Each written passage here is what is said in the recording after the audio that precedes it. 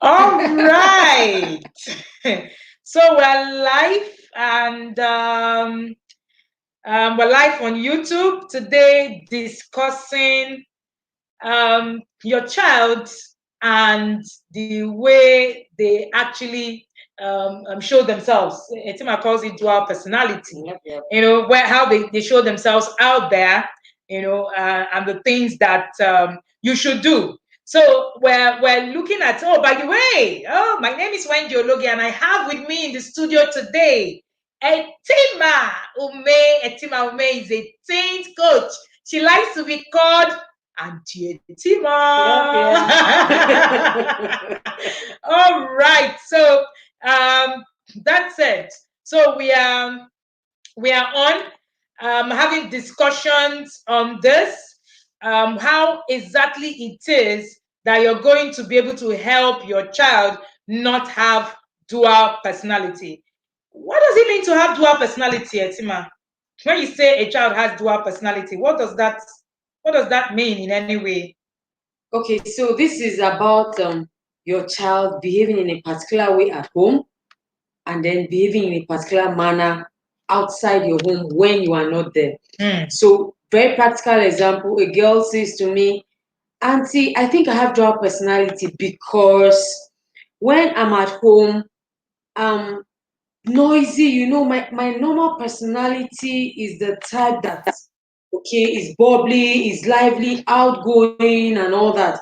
But when I'm outside, and hers was really strange because most times it's the other way around, okay? Yeah. But hers was different. When I'm outside with my friends and everything, I tend to withdraw.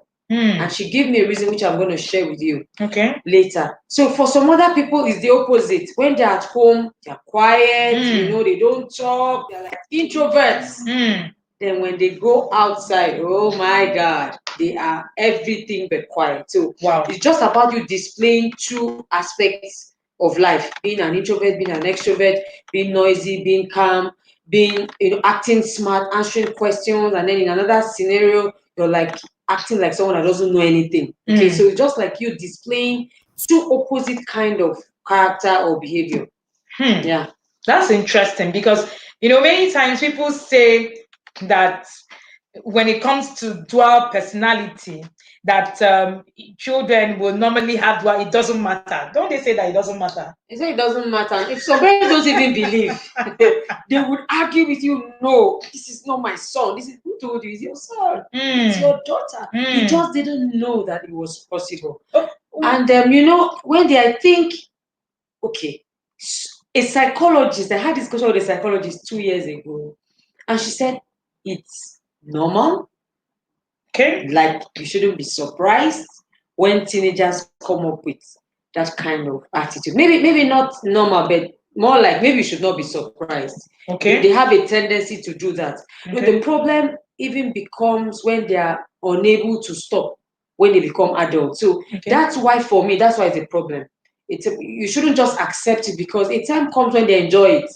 Okay, they like that ability to switch personalities. Remember when we invested, right? Those cult boys. What did their parents testify about them? Yeah. They could swear now. That they were not same people. Interesting. Oh, okay. So what it means is that when we talk about dual personality, it means that we're saying something like, oh, you're raising a hypocrite. Yeah. Is it possible, or is it that there's a psychological part of it as well? I think you are raising one. Even if there's a psychological part of it, you need to be aware of it. I mean, that's why we are parents, isn't that? Isn't it because we are supposed to know more? You're supposed to understand that there's a way to raise a child, and that child will become a hypocrite. I've heard you say several times that if you don't build your child's self-esteem, then you'll be boxing your child. Okay, you get your child to grow up in a fearful manner. I think you call it fear-based parenting, right? Fear-based parenting. When you are a fear-based parent, you're using that method of parenting. Then your child will be forced to grow with fear or in fear, and then he will he would display the character that you want anyway. Since he's afraid, because he doesn't. Have you heard your children say, "Please, I don't want mommy's trouble.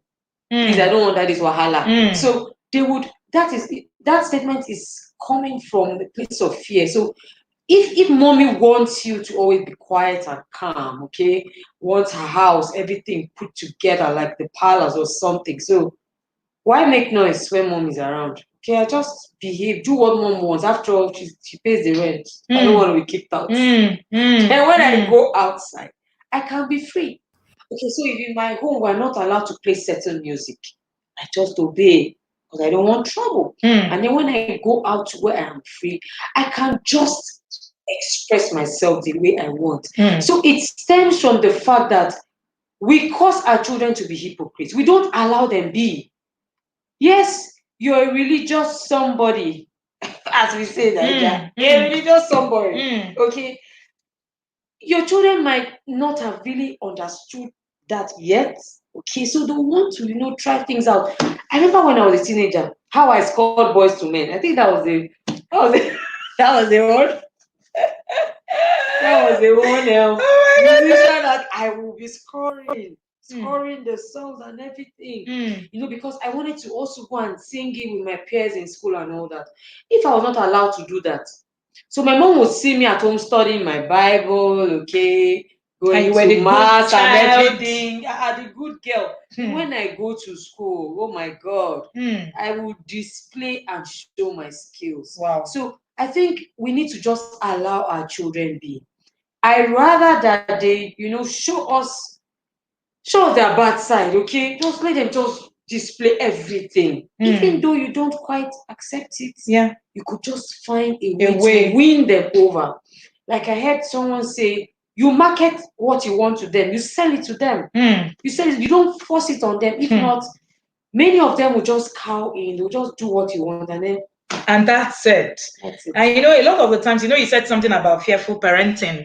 I've seen many times that you find out that parents are actually raising children, and this was one of the things that happened to us growing up. We were raised to be the good girls, like you said, at home, and then immediately we step out of our home, we go, just take off and just do whatever it is that we want to do. This conversation actually started because we were talking about teenagers, I said earlier that Etima is a teens coach, and she works with lots and lots of teenagers. There's a lot when it comes to teen parenting. It's not the same as just parenting every other stage, because I say that parenting a teenager is like moving from, when you move from the childhood to adulthood, it's like a bridge. Yeah. And if you're not careful, if that bridge breaks, then you're going to have issues with the child. So the child grows into, but I think this actually starts even when the children are young. That's where it starts from. Because when they become teenagers, many times you have even reduced your do's and don'ts. So they're just living up, their childhood lifestyle as teens. When they were small, when they come doing certain things, you keep shutting them down, you keep shutting them down, you keep shutting them down. Then they just sense, even without being told, that, okay, this is how mom wants me to act. This is how dad wants me to act. So without you even telling them, don't do this, they already know that, okay, they don't approve of this at home. This is what mom likes. When you keep making a statement like, can't you just be calm? Can't you just be quiet? Especially for our boys.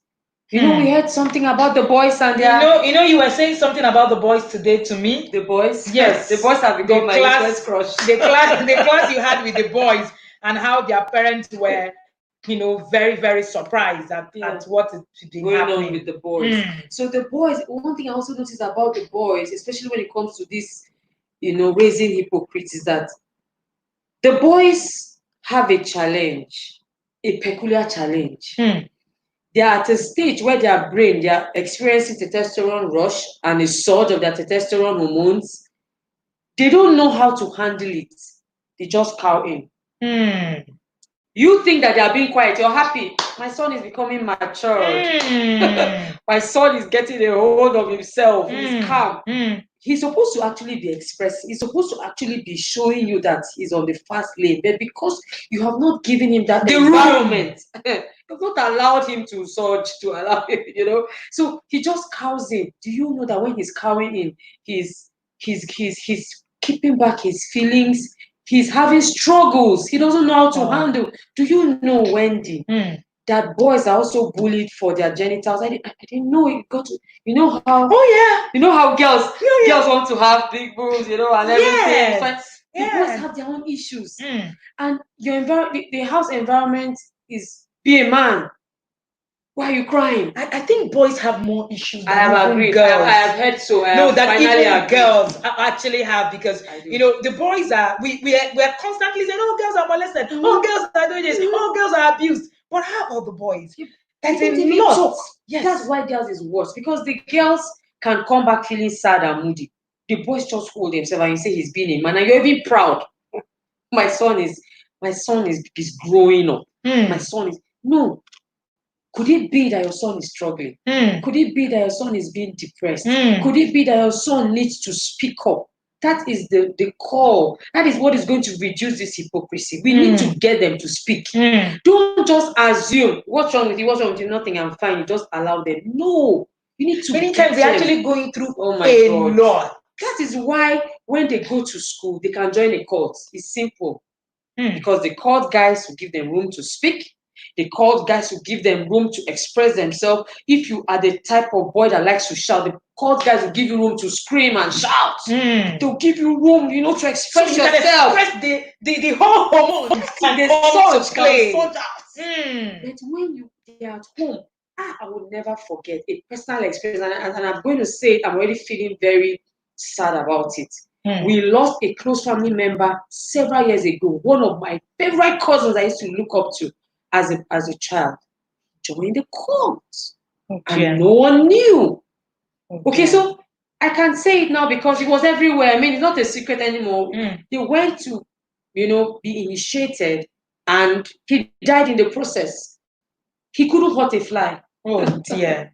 Oh my God, this cousin of mine could not hurt a fly. Very calm. When you say hello to him, you can't even hear his reply. He's like, but have you forgotten that in the university you see all those very calm, They are the ones now. They are the ones, walking so gently. And in the homes, their parents say, "Oh, my son is studying." Awesome. You can't call a parent of that kind of boy and say, "I saw your son in Lagos." She said no. She will say no. Say no, my son is in school.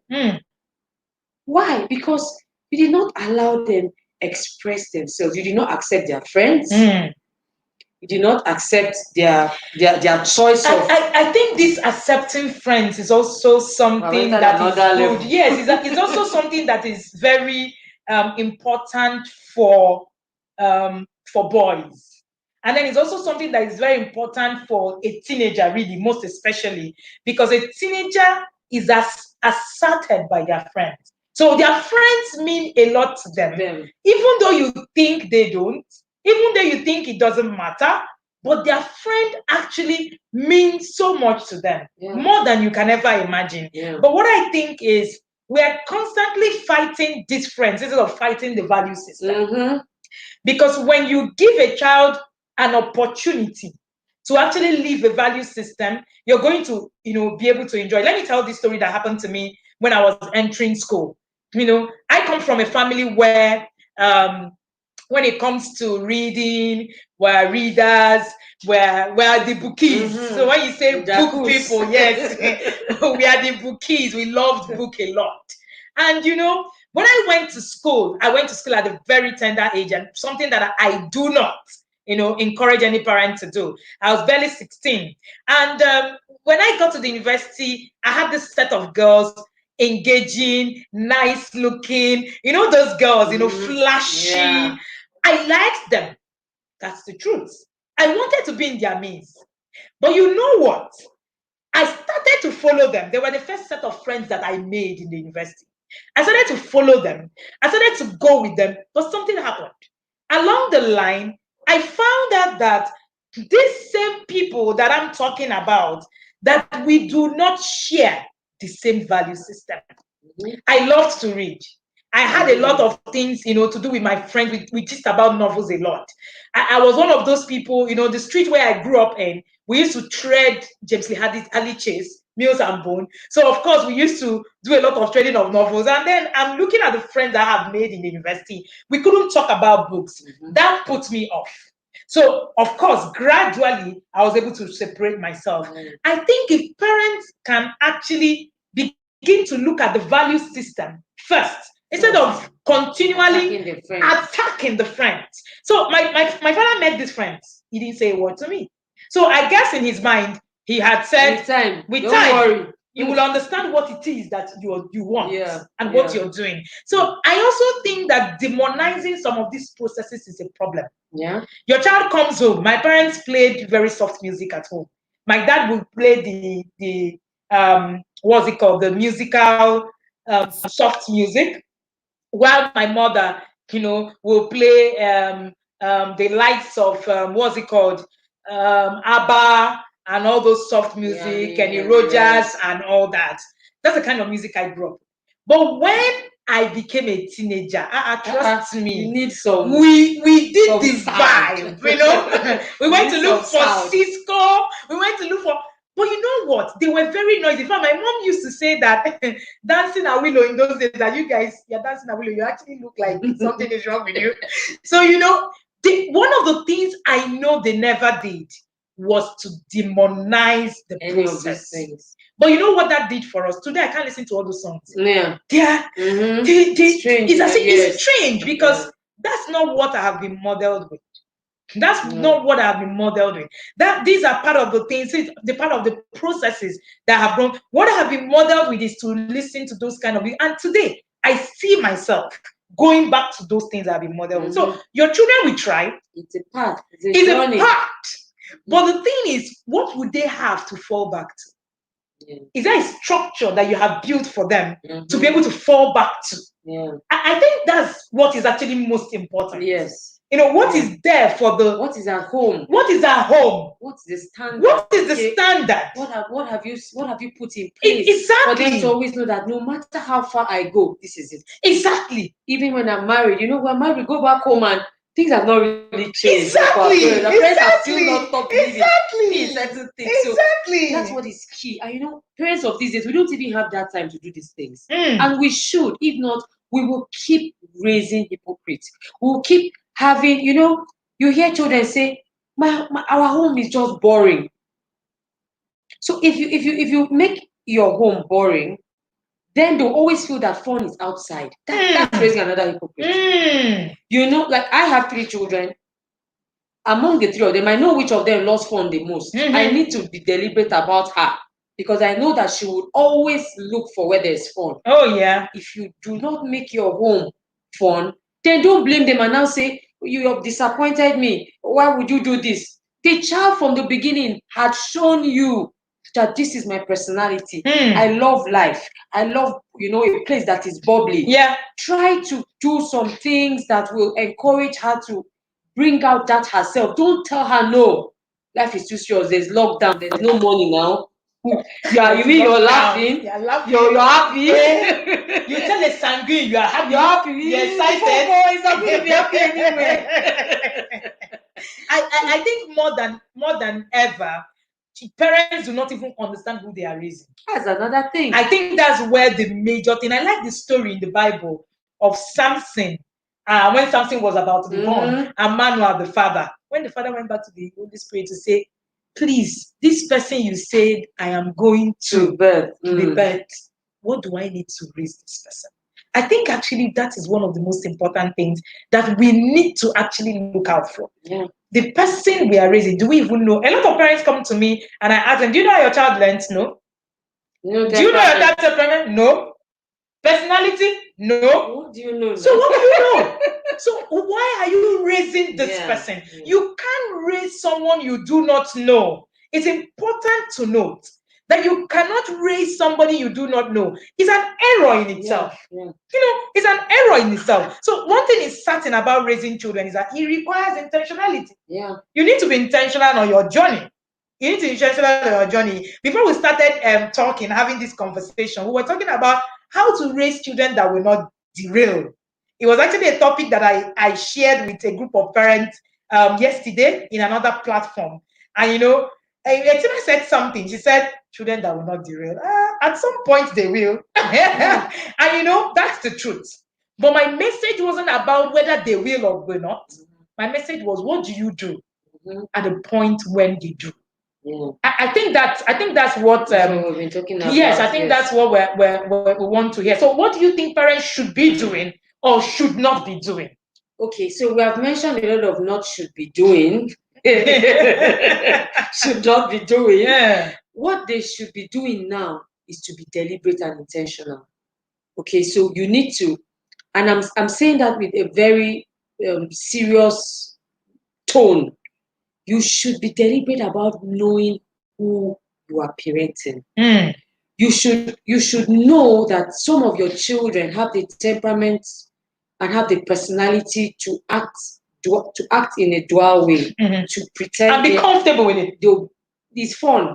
I met one that says that, Auntie, I like it. Interesting. When I am about to enter the place, I just, it's like I put on that my garment. My dual personality. Auntie is fun. So they like to, even hear people argue about them. No, he's this, no, he's that. They like it. So you need to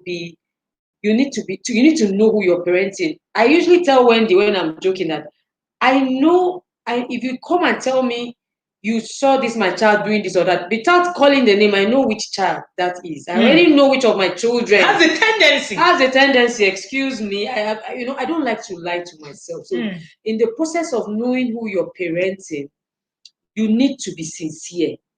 Please. I think so. You need. Look, this thing is not a do or die affair, as it were. Like, nobody's going to kill you for being a parent at all. Nobody's going to kill you now. It's a process. So I rather know this and then work towards it. The reason now why you are knowing who you're parenting is so that you can be deliberate about parenting that child. You can once in a while, pitch, like I've had this discussion about dual personality with my children. I didn't tag it. I didn't say how not to be a hypocrite. I didn't say that. Because I already know that they have a tendency, now that they are teenagers, to do that. I started pitching these things. Okay, I better know you for who you are here and then. I heard one of my mentors say to her son, she took both of her children to the UK, and then she told them when she was dropping them off that the day I come to school, I travel from Nigeria, I come to school, and I don't meet you, that's the end of school in the UK. I'm not annoyed. You just pack your bags. And we come home together. And we go home and go to university or wherever. We're not saying you're stopping school. It's okay. Oh my God. It was a very sound warning. So your children need to know that you are aware that they can live a dual personality. So they tell you, I'm here, and then they're not there. So I'm coming to my second point. How to parent children that, will not be hypocrites is to let them know the value of integrity. So before we talk about value of integrity, there's a question here for us. It says, please, what do you mean deliberate in parenting? As in, you will go to the University of Parenting. Ask Wendy. So what we are doing now, we're being deliberate. We're being deliberate. We could have been at the movies online. We could have been watching Netflix or something. We could have just been chilling anywhere, but we're here studying and learning. That's being deliberate. We already mentioned about you knowing who you're parenting. There are books. You know how many books we have read since January? Let me not say it here. We're trying to make money, but at the same time, we're trying to up our parenting skills, our parenting game. That is being deliberate. So I don't just want to leave things to chance. For example, we're reading the book on knowing our child's love language. That is being deliberate. You don't just guess. I think he likes it when I buy him gifts. Is that his love language? Could it be that he loves it when you have time with him? So that is being deliberate. Is about you understanding who your child really is, how they learn, what's their personality. Chierubina said, just join the parenting academy. Yes. So Obianuju, there's something that we do called the Creating Parenting Goals annual class, where we actually have parents, where we take you through. It was a course we created in the academy, but trust me, I am part of the journey. That's why I keep telling people that this thing is not about, oh, I know it all, so I'm going to just stop there and then I will continue. No. Do you know that book, she's just talking about? There are things I read there that sparked something. I'm a parent coach. I coach parents. I teach parents. Does it mean I know everything? No. The moment you begin to, on your journey as a parent, say, all these things they are saying, I just know it. Exactly. And I think that's one of the biggest problems we have. I agree. When parents are saying all these things, we just know it. We're saying there's conversations like this should have parents, in their millions, but you won't find parents in their millions. Why? Because we're not taking these things to be things that will make sense to us, because we're still looking at, okay, so do one comedy outlet now, and then you see everybody on it, because we have not found value. Then they start crying later. That's the problem. I've reached a point where you come to me and cry about a teenager. I first laugh for like 10 minutes. Reason being, like Lasha said, teen parent, teen coaching, parents coach, all that, who will help? All of us are in this journey together. So you will need to be deliberate. You will need to go out to learn. Things are changing. The teenagers are changing. The environment is changing. Society is everything is changing. Whenever I talk about change, people say, but in our time. In fact, I say it is culturally unintelligent to keep saying in my time. Your time has faded away. It is culturally unintelligent to keep saying in my time, in my time. That means you're not smart. Because which time are you talking about? The time that people were not committing suicide, or the time that people? Which time are we really talking about, really? So in our time, and things are changing daily. How many pornography did you see? I don't know about you. I didn't see anyone. That woman wasn't even naked. She wasn't even naked. She wasn't even naked. Now, terrible. Even on emails. Everywhere. The thing jumps to your face. All right, back to what it is that parents need to do. The second thing we need to do is to have discussions with our children about this. They need to know that you are aware that they can live a dual personality, so that they are conscious, that they're aware. That's why that my mentor was saying to her son that I know that these things can happen. I know you can go off, but be it known unto you that the day you go off, this is what will happen. So your children need to understand that there's a place for this, because their friends will pitch it to them. Do you remember when you were in university? You're supposed to have a class tomorrow. Your classmate is in Lagos that night. She takes the first flight the next morning and comes back to school. Girls could do some really bad things.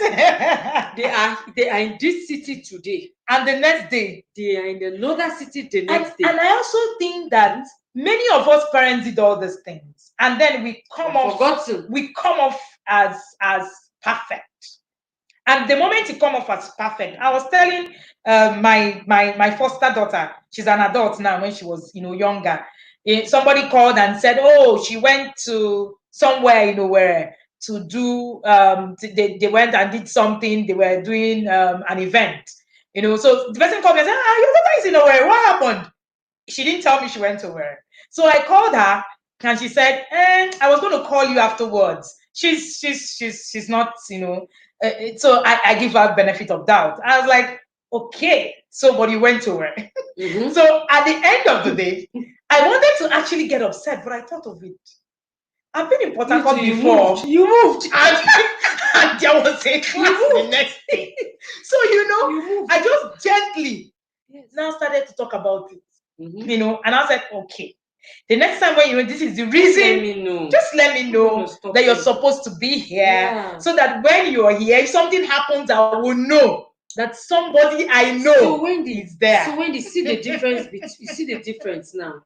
Because my mom, my mom, not perfect like every other mom, but there was one thing she did, which is this point I'm raising now.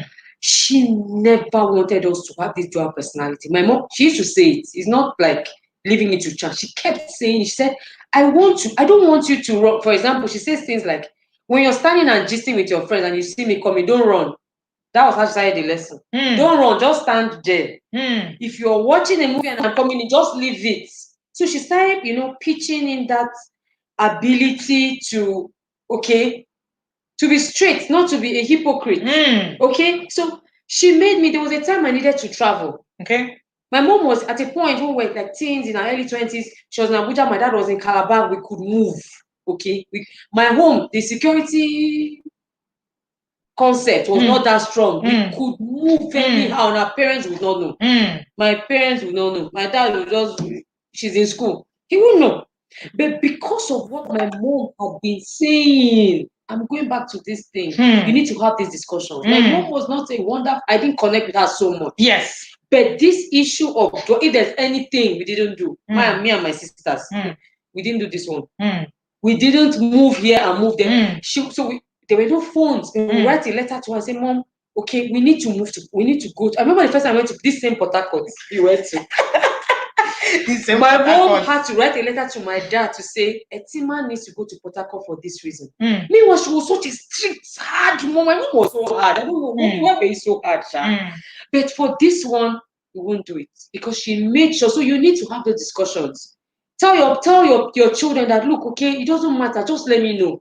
You know, for me, one of the things I guess my mom was able to do was to create an environment where these conversations could happen. Important. So in the times where we had to travel from one place and we're there, one of the things I know that happened was that my mom would always be in the know. My father might not know. My father was the we will kill you kind of, you know.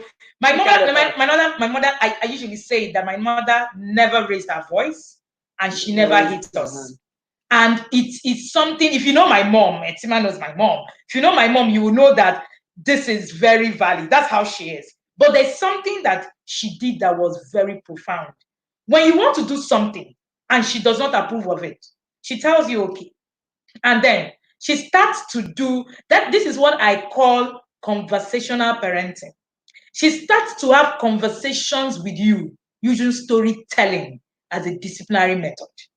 She will come to there. I remember one of those days, my best friend was a guy, and I know we said, we're going to Chase House for a party. They knew the guy. They knew that it was okay. My mother wasn't comfortable with the fact that there would be so many other boys in the party. So she didn't want me to go, but she didn't know how to tell me not to go. Do you know what she did?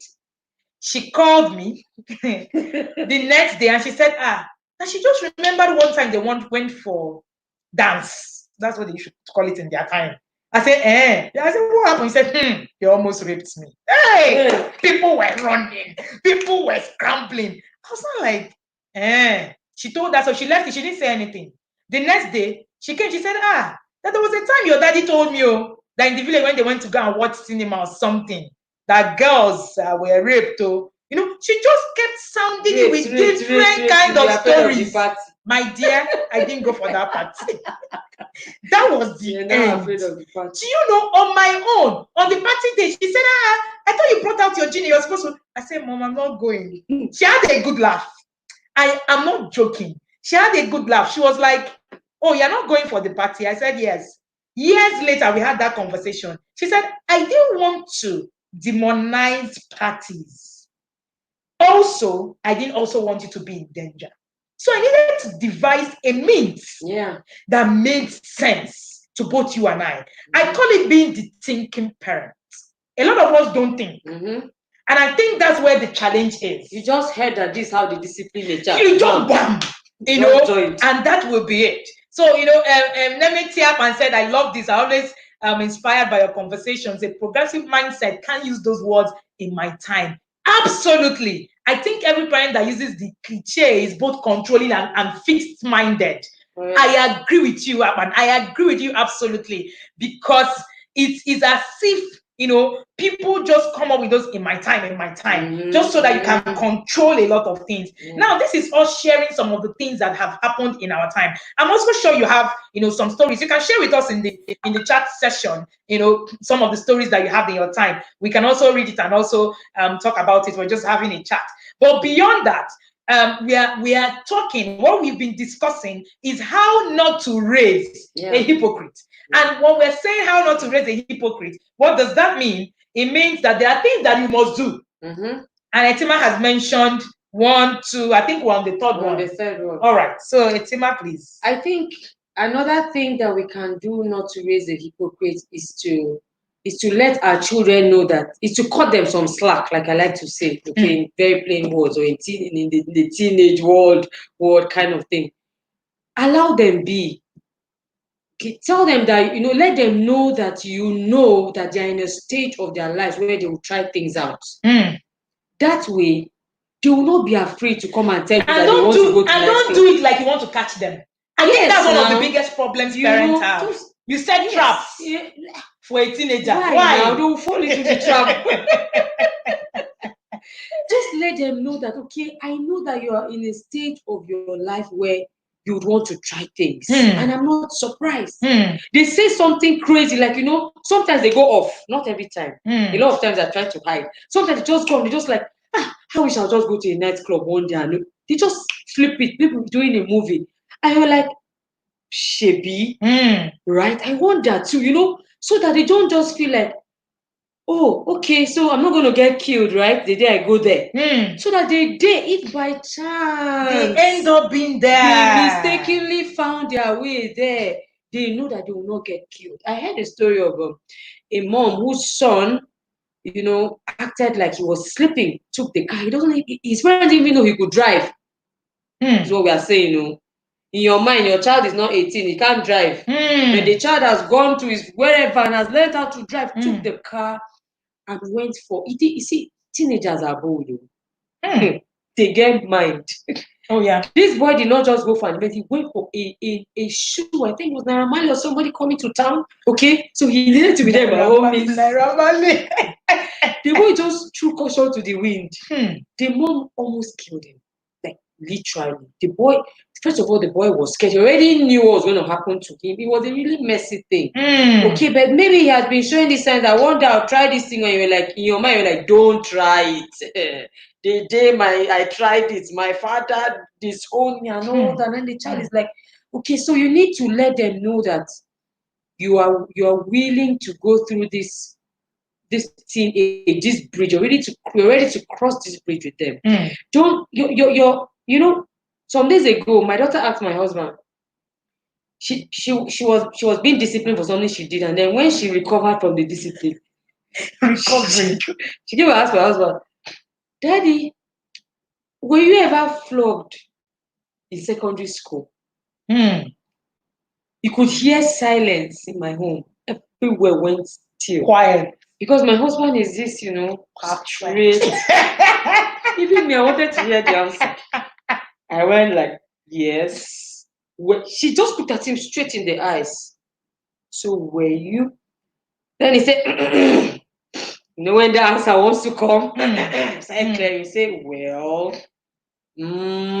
she just kept waiting, and then he said, yes, I was. This is when I was flogged. She had this, we're flogged, we're beaten, and then he said, I thought you were perfect. I thought you never did anything wrong. So we need to, in order not to raise a hypocrite, we need to let our children know that even us, we make mistakes. We also cross boundaries. In fact, in that class where I was saying how not to raise a child how to raise a child that will not derail, I talked about persistence. I talked about living, like what I say in the parenting group class. I say is living the infallibility nature of parenting. You need to get to a point where you are crossing the infallibility nature. You're crossing from I am infallible to I'm fallible. Yeah. I am till now. I am infallible. I can make mistakes. And when you teach your children that you can make mistakes, one of the things that happens is that you're creating room for them to come to an imperfect person. But when you create a room, for when you create a room for no, I am perfect. The child will say, well, me, I'm imperfect. So what do you mean that? And then you gotta look for an imperfect person like me who will help me, express myself so that I am not like these people. Because these people here are perfect. Yeah. Richard said you are setting trap for the child. Are you a hunter? But that's one of the things that parents do. Do you see them with their brain guns? Yes. Old school guns. Yes. You want I saw a parent was asking me that he's suspecting that the child is watching pornography online. He really wants to catch him, so that's why he needs to put those online security apps and all that. He was listening to this class that Taiwo Akinlami did in the class. He's also on the YouTube channel. And then the parent was asking me, so why don't you think that this thing, I need to catch him to be sure? I said, I usually say that, like Taiwo will say, fear is not a language of safety. Caution is. If you can put in caution, let your child understand that you're doing it for them. Which one is you want to catch the child? What are you catching the child? Are you a hunter, according to Richard? What are you catching the child for? Chinwe says being a thinking parent is very key. Very, very key. Bless him. Ngozi, hi, we see you. So being a parent means that you're called to protect, to guide. So why are you now? Mistakes. Why are you now the one trying to find fault? I think in parenting, parents stand in the place where they are constantly looking for faults. Yeah. Like there shouldn't be any. Exactly. There should be. Like looking for fault. You're constantly looking for what the child has done. Why not shift from what the child has done to what the child should do? Or even look at what the child is doing right. Yeah. What is the child doing right? So I was talking about persistence. And then if you want to teach your children persistence, part of why do children derail? They derail because when they fail, they think that failure is the end of the world. So they stay there. And because you have modeled infallibility, they stay there forever. They're looking at it, they are saying, my mother will not understand this. They are perfect. Let me go and look for that my friend who takes drugs. He will advise me. I wish Tega is here. I think I should bring Tega on one of these live sessions. He will advise me on what to do. Then the child goes to that friend. The friend will give them what will make them comfortable. They share, and that's it. Everything is gone. All right? So somebody said imperfectionism is progressive thinking. Oh, yes. You must tell yourself that you are not perfect. You're not infallible. The moment you begin to project infallibility nature in parenting, there's a problem. There's a problem. Yeah. So, imagine if your child is thinking, my father never made mistakes, ever. It means that there's no room for conversation. There's no room for conversation. And Chinwe Obinna says, where do we draw the line between caution and fear? For example, in the issue of sleepovers that we talked about the other time, there's this conversation about sleepover in a group where Etima actually leads team parents, and we're talking about sleepovers. Parents were scared, scared that if they allow their children go to have sleepovers, that they were going to have, be molested. You know what I said? If you do not teach your children what is required, they will still be molested.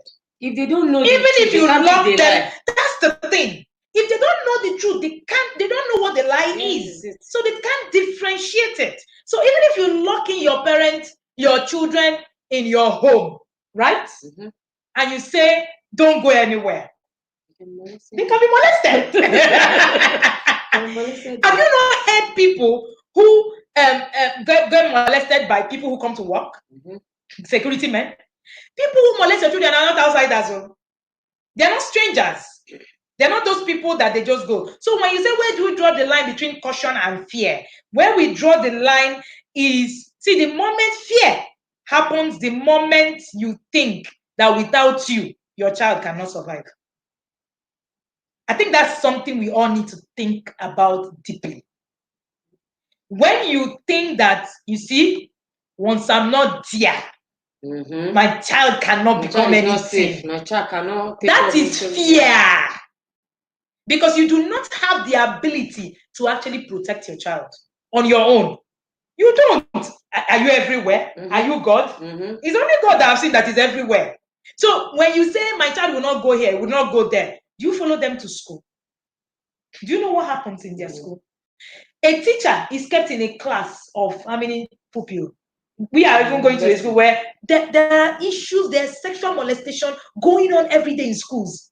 And we've been privileged to speak in lots of schools and speak with parents, and we know that a lot of things go on in schools. So if you do not teach your child, really, that's where the problem is. So the line between caution and fear is where you think that you can protect your child yourself, without teaching your child what they really need to do. So if you have taught your child what they need to do, then you build mechanism around your home. And one of those mechanisms will be your child knows the home they can sleep over at. My children know 3 homes they can sleep. They know it's not everywhere they can. They already know, so there are some homes they won't even bother asking me. And the reason why, and they know which kind of friends can come over to.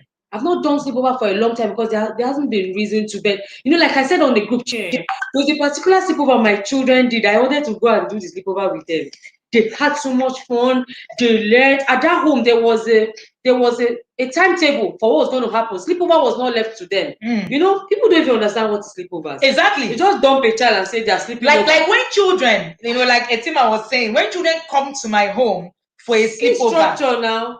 If you see the structure in my house for training, they'll put projector. My husband and I are ready for you. There's a time to study. There's a time, it's like a training camp. It makes your children better when they leave my home. It's like a training camp. So those are the kind of places you don't send your children to a home that they will watch movies till 2 a.m. Yeah. Okay. What is that? That is because the parents will sleep off, and then the children are left to themselves. Exactly. So that's another way to put the structure. Your children cannot sleep because whether your children will need to do sleepover, they will. My daughter was admitted. One of my daughters, I don't have a help. Myself and my husband were shuttling hospitals, like 4 hospitals in one night. What were my 2 children, the younger ones, supposed to do? They were going to go to a home and stay where they were going to stay somewhere. So even with my neighbors, I knew which home they could go to. I have a particular neighbor, her eyes are on the ground. If my children are there, I can sleep. So sometimes we don't have a choice. It starts with parents. Yes, now the kind of circle. What kind of circle? I didn't want to get to that point because the truth is that if I'm keeping a circle where, for instance, I can't take my children to be in that home, then there's a problem. Yes. The mother drinks. It means that you are not even. If you are not intentionally parenting, I don't even have you as a friend. That's even the problem. Next point. That's even the problem on its own. So you need to be on your toes. When you need to be on your toes, you need to begin to check your own circle. Yeah. Check the people around you. Which people have you put around them? That is also what teaches your children, because you're not going to teach your children not to have social life. That is it. You're going to create a social system. Recently, I was talking to a child as an adult, and I was looking at the social structure that this child has. I felt like crying. Because this girl has no social structure. No social structure. You want to create a social structure for your child. Social intelligence has become key in raising children who thrive in the 21st century. The other day I was saying something about raising a Gen Z. I don't think many of us here understand that we are raising Gen Zs. Aman said we make mistakes too. Oh, yes. So they need to know that we are human and that we are work in progress. So I think the ability to embrace failure and learn in life is a skill. I think I agree with you. Yeah. I agree with you. It's a skill. It is a skill. Because not everybody has it. Not everybody has it. And it's something that you need to develop along the line. Something that you need to do. Something that you need to, stand up to and say, yes, this is the thing that I, am doing, when it comes to raising, children. I'm also raising myself. I think a lot of the times parents do not even see skill building as part of their journey. You're not building any skill. It's the same thing we do. You don't have the right structure of friends. You expect your children to build the right value system when it regards choosing their friends. It doesn't make sense. It doesn't make sense in any way. So if I have the right circle of friends, the right structure of friends, then it will be easy for me to tell my friend, my child, can't you see my friends? Yes, and they can see. But if I continually have that friend that their house is a war zone, they are constantly killing themselves, and I take them there to sleep over, what am I showing my child? The thing. So this thing actually starts from us. So Chinyere is more about us than it is about the children. Your children don't make decisions where they go to. You make those decisions. So you must build social network for your children. When I moved into our home, we had this neighbor that had the same children, same age with the twins. And I might not like you, the truth. I might not like you, but if I need to build a social plan for my child, then I need to go ahead. My daughter's best friend in school, the mother, hey, God help me, I hope she's not here. She's not my best of friend. But you know the truth. I just had to, for the sake of my daughter, build a relationship that works with her. She might not be my friend, but I need a social network plan for my child. I need a social network plan for my child. So when I got in here, my neighbor were all in a secluded estate. So everybody's in their house. But I thought of it, I don't want my children to grow up with the everybody's in their house mindset. It helped a lot of the children. And it's not going to help them. I see children who come out, all they know how to do is to play video game. They don't play outside. They don't know how to relate. They don't know how to relate. Relational skills are zero. Important. I went to my neighbor and said, we might need to tell the people, we might need to actually work with the children to be able to build a plan for them. She looked at it and said, okay, that makes a lot of sense. So we said we're going to be creating play dates for these children. So we made arrangements, we created play dates, we made the children come over or they go over. For every time they are there, I taught her also. She's also part of my own intentional parenting system. Funny enough, she followed me and, she gets my books and, and all that. So she was like, okay, so teach me what I need to look out for. So she was willing to learn. She was like, okay, please, can you teach me what I need to look out for? Because I hear you say we can't just leave the children on their own. Yes, we can't. So what do we need to look out for? I started to prep her. We started to journey together. And I said, whenever they're in your house, these are the things that you must put in place. We've done that for 5 years, 6 years now. And today, I see the children fix their own play dates themselves.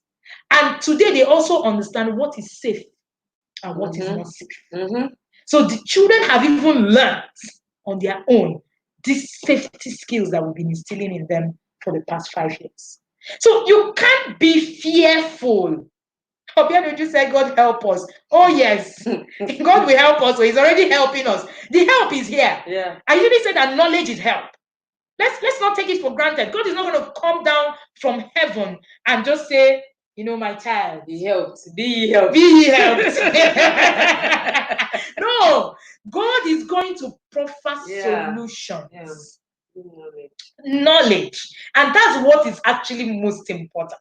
God is going to give us, the knowledge, the required knowledge that we all need. All right. So somebody said, and now I understand why my dad was really concerned about where we spend our holidays. He checked the value system. Awesome. That is it. Awesome. Awesome. Because you can't just throw your child anywhere. Let me confess. Confessional time. There were some children in the neighborhood that, their parents, they had like a broken home kind of thing. So their dad was never always around, So the children, boys, always came over. When they noticed every time they came, they wanted us to play mommy and daddy game. You know that game? They wanted us to always, in corners, they were always pulling myself and my sisters, to corners and all that until we started having sense. So now imagine if we didn't, we were not lucky, because now imagine if we were lucky. Yeah. And then we became, we began to be abused. This is what we are saying, that your child must understand some of these things so that wherever they find themselves, sometimes beyond our control. They can know what to do. So let me just wrap up with my last point about how not to raise a child as a hypocrite. Encourage your children to tell you their shortfalls, their shortcomings, their weaknesses, their failings. Do you know that some children are not in school, their parents don't know? That is being a hypocrite now. So to you, he's in school. I mean, I hear parents say it now. Do you know that my son was not even in school for 4 years? How can your child not be in school? Year 1, 2, 3, 4, and you don't know? He's an irresponsible. Something is wrong. It means that when he had the problem in 2nd year, he couldn't come back to tell you. It means that you raised the bar so high that he couldn't get there, so he just stayed on the floor, like you just mentioned. You need to welcome. Yes, I know you would argue that are we saying that we should allow our children to just go out there and fail and just become nothing or nobody? No, that's not what I'm saying. What I'm saying is allow them know that if by chance there is an issue, you are the go-to person. Another thing you can do is if you don't get mind reach, position a mentor. Okay, position. Some children just like a particular auntie of theirs. It's their auntie. They love this their uncle. Position somebody that even if you can't come to me, go to this person. Through that person, I'll hear. But don't just block everywhere. You just There's no area of because communication. sometimes these things happen. Sometimes it's not even their fault. Yes, sometimes it's their fault. Okay, in school, but sometimes it's not their fault. But just make sure you have a fallback system for your child. Sometimes, teenagers are funny. They come and say this kind of, mommy, what if one day you just hear that I did this or I did that? And you'll be like, what? They are trying you. They are testing you. Sometimes they even say, mommy, one of my friends. Do you know what happened to one of my friends?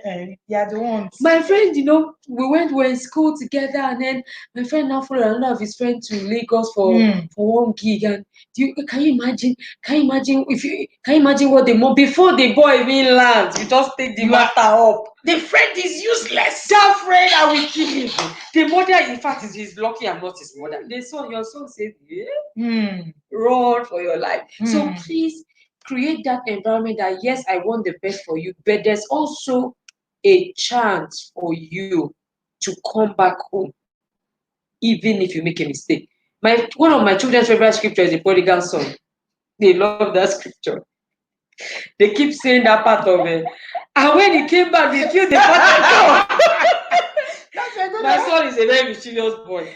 He will keep saying, they killed the father. I will laugh about it, okay? But I guess he's figuring out that whatever happens, my mom will always be here. She cannot throw me away. And because parents are afraid of creating that avenue, we want to instill fear instead. So I understand those fears are also valid, where all you want to do is just instill fear so that when they know that they are afraid, they will not do the wrong thing. But that's not true. Those things that they told you, don't do this one, don't do. You tried now. You went and tried. When you now found out that you didn't go to hellfire, you came back again. You said, but I didn't go to hellfire. Nothing happened. Nothing happened. All of us will go to heaven last class. So I think, from that angle, it is. So how do you even create this environment? When you're saying create environment, you go and call your son and say, it's just if you fall into the gutter today, just come to me. No, it's just in conversation. Exactly. Okay, it's just in that was how your own story, like you said, your own stories. What happened when you were in school, your school days. My daughter, the last one, she just loves to hear stories. She's always like, even during family devotion, you just want to share scripture and share story. She say, okay, so go back to that story. What now happened? That's where they are picking your tone. That's when they are picking your body language. Have those parents. I don't know if there's supposed to be any quiet parent. What's that? I'm a quiet parent. I don't talk. Are you not the one that says go and learn how to talk? Yes, so you need to, especially when you have teenagers. That's why, as a teen mentor, that's why I'm sorry. It's gist, nothing but gist. I don't carry big Bibles and that. In fact, when I started the Teens Round Table, when we used to invite teenagers, the first thing they will ask is what they do there. They just did not want to hear that I was going to. Meanwhile, every day at the Teens Round Table, we share the word. But they say, where I did it. So they come to you see a first timer at the teens round table telling you his life history. You won't believe it. Environments now, just come down to that level. You need to come down to their level so that they will not be hypocrites. When you form, like, the church is the house, your work is the house, everything is so serious, then they'll just be like, everybody respect yourself. Exactly. You hear them giggling with themselves in the room. They are gisting. They are trading secrets amongst themselves, but they can't come to you with those secrets. So please create the environment by gisting. Please. And your gist should not only be about the bad part of the story, what now happened. That's where parents The lesson is always going to what now happened the person was not killed. Exactly. You must not share your stories in that way. To still fear. Please. It must Let not there be be some about fun fear. things. Let there be some pranks you played. Oh yes. Oh yes. Since you play pranks, a teacher was sharing with me how in those days he was chief of pranks. He said he had pillows and stuff that he would set as his body. His mom would always think that he was sleeping. Meanwhile, he was in every party in town. Share some fun, lively stories so that these children can know that, okay, my house can be that house where I can always come back and I'll be received. It is key in not raising a teenager that is a hypocrite. It is. In fact, we've been seeing lots and lots of reactions, but one of the reactions that I really, really love was what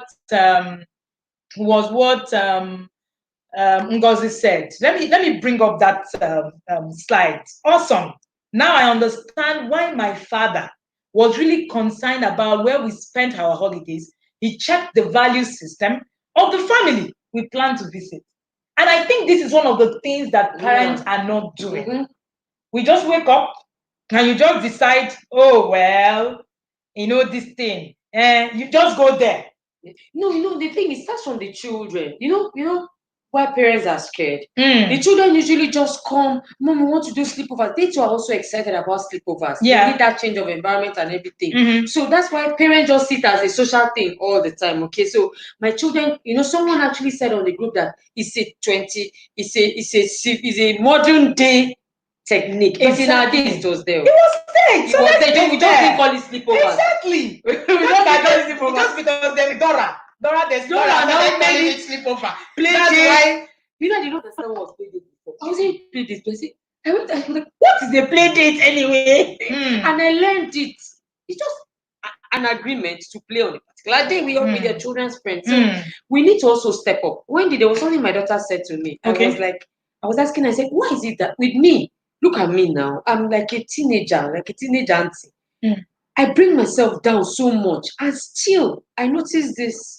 They want to deliberately push out. And when they had to ask her, she said, Mommy, you people. She said, she didn't say me. She said, you, all of you, parents, you people are just old school. You people are just.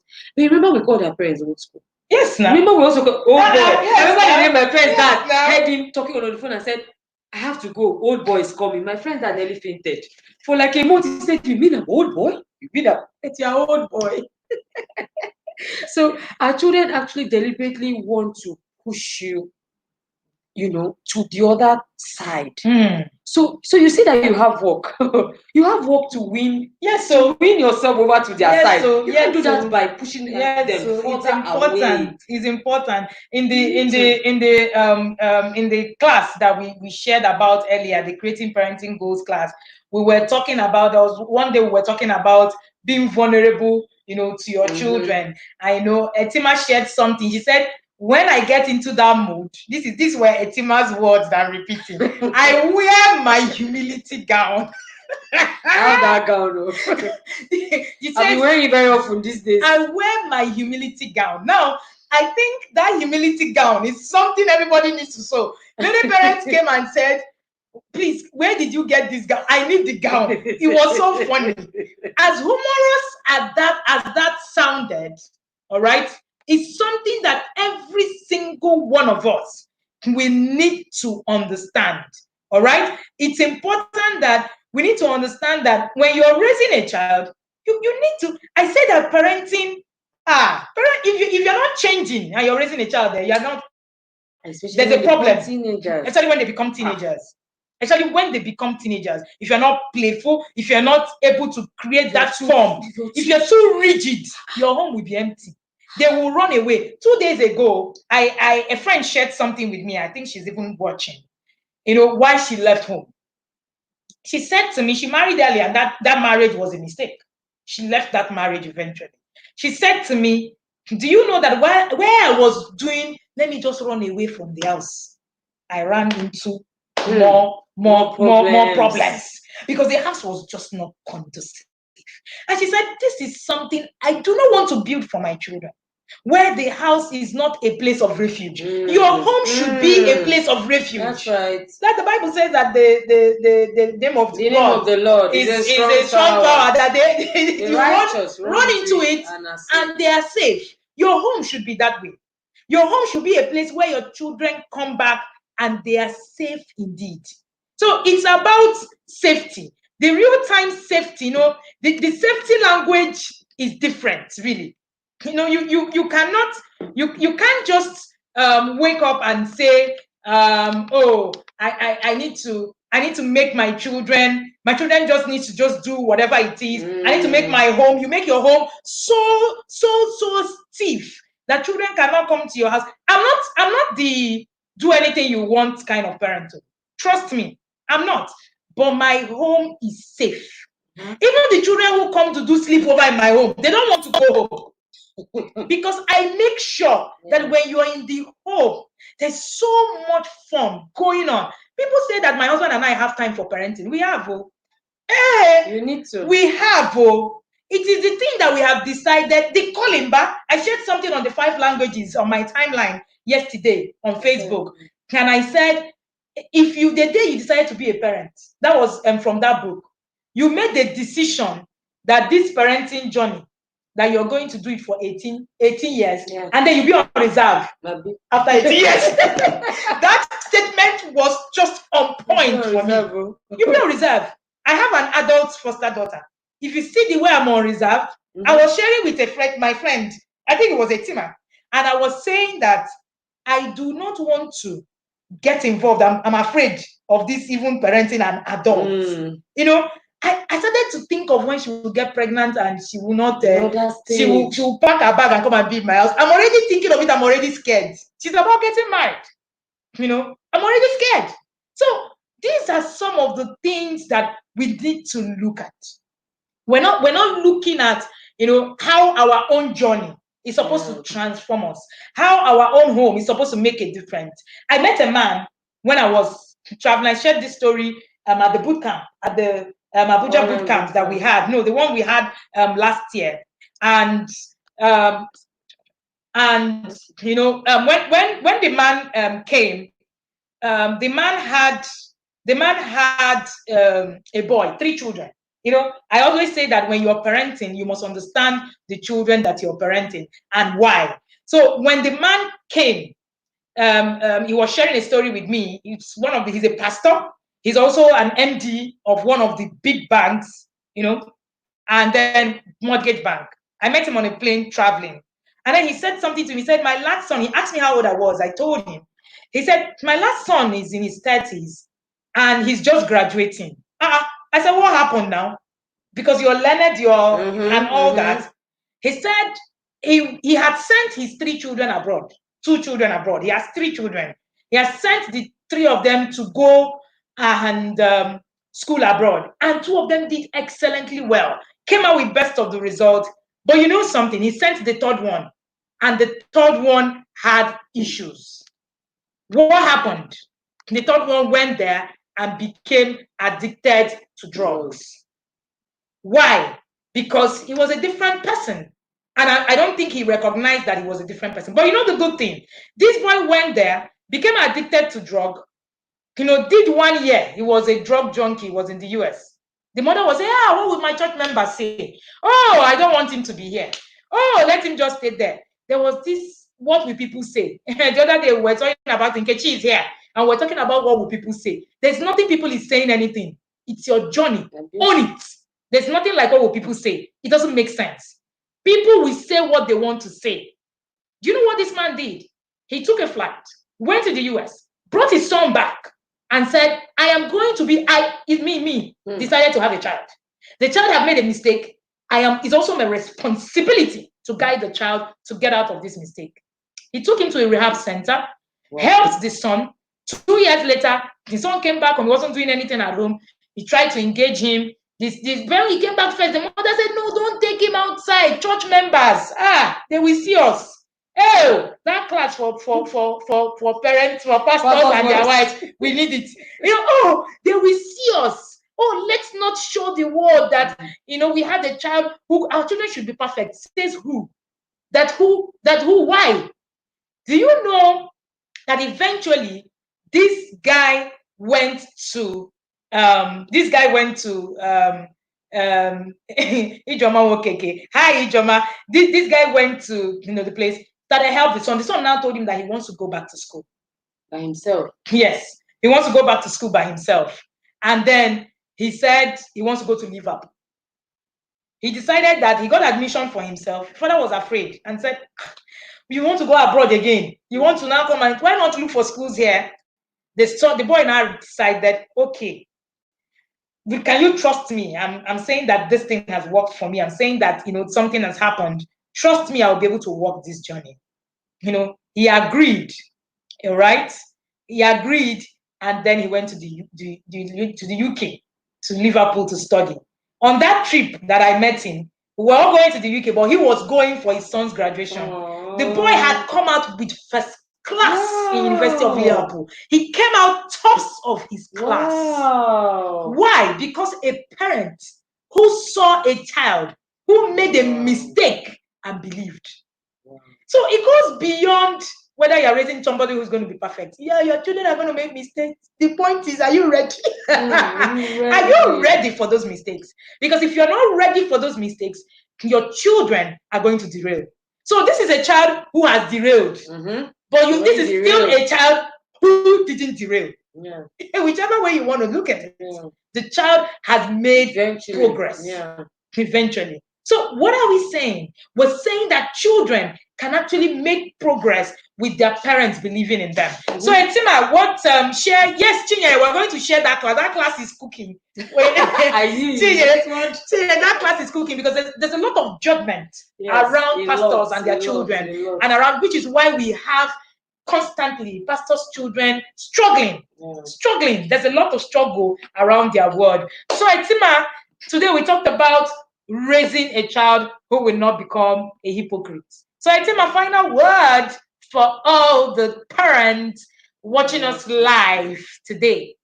Okay, my final words would be that can you just trust your children? Okay, sometimes I think the thing that is pursuing us is what we are fearing. Okay, you just feel like this child is going to, is going to do this when they are not with me again and all that. Can we just be a bit positive? Can we just be hopeful? Do your best, and then whatever else. Okay, I like to keep some space for some of these things. If it comes, still be positive about it. We have just heard, and I've had a similar case to this. Really bad case, but was able to come back. Why? Somebody is positive. So even in their mistakes, you're still being positive. And that's why children love the story of the prodigal son because they're the ones that will come back. I want us to just know that yes, you might be disappointed if your child, you find out that your child is living a dual personality and all that, but because you have heard this today, okay, so this is one good thing you have done for yourself today. Yes, so you have understood that there is a possibility that your child will live a dual personality at a stage of their life. You're ready, you are prepared. So when it happens, you are not going gagas. I want you to just keep staying hopeful, my dear parents. My dear teen mentor, I want you to keep. Sometimes as a teen mentor, I get such reports about some of my mentees. Before I would just want to feel bad, but then I just also realized that okay, this is that journey. This is that same journey. Okay, sometimes they will just flick back, and then sometimes they come back to line. So I want us to just stay positive. That's my last word. Please stay positive. All right, Etima says, stay positive. I told you earlier, Etima is a teen mentor, the slay teen mentor. You can reach Etima on any of our handles at the responsible teen or Etima Umeh, and then get to and before we even sign off, Etima has this amazing book. I was privileged to review that book. I'm not saying it because she's my friend. And she knows that I'm very straightforward. That book is something that you need. It's called Maintain Your White. Every teenager should read that book.